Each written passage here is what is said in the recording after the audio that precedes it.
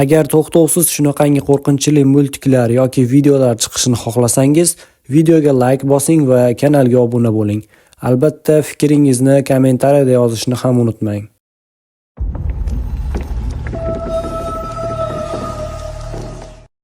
Bu video ushbu kanaldan olinib, tarjima qilinib sizlarga havola etildi. Xato kamchiliklari uchun uzr so'raymiz.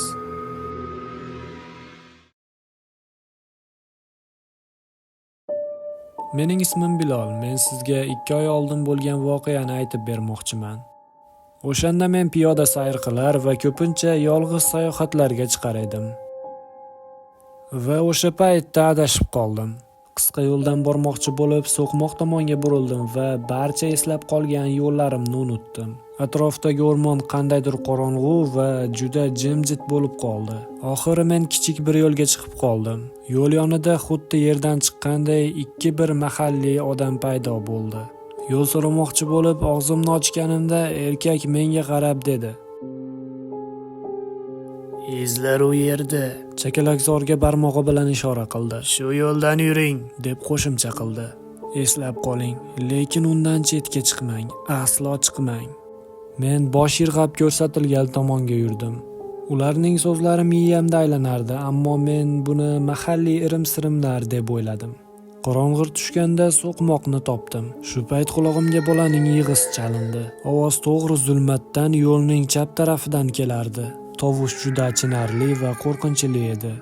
Men ogohlantirishni esladim, lekin bolani yolg'iz o'zini qorong'u o'rmonda qoldira olmasdim. Men "Hey" deb baqirdim. Yig'i esa javoban kuchaydi. Fonarni chakalakzorga tutdim, lekin hech narsa ko'rmadim. Chuqur nafas olib yo'ldan chiqib ketdim.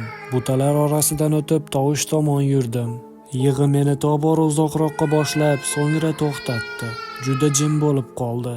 To'xtab atrofga fonar yoqdim va yig'layotgan kimsani ko'rdim. Yerda yalangoyoq turardi.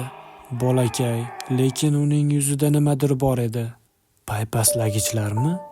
Ular uning boshini o'rab, undan uzoqlashayotgandi. Keyin bolakayning boshiga kirib borayotgan paypaslagichlarning egasini ko'rdim. Bu men ko'rgan eng dahshatli maxluq edi. Avvaliga shunday tuyuldi. Bola jilmaydi va men tushundim. Qurbon bolakay emas, men edim. Men orqaga tisarildim, lekin kech bo'lgandi. Ular meni o'rab olishdi. Uzun barmoqlari cho'zildi va men qotib qoldim. Bilasizmi, bolani qutqarish uchun yo'ldan chiqib ketganimga achinmayman. Endi axir hammamiz katta bir oilamiz.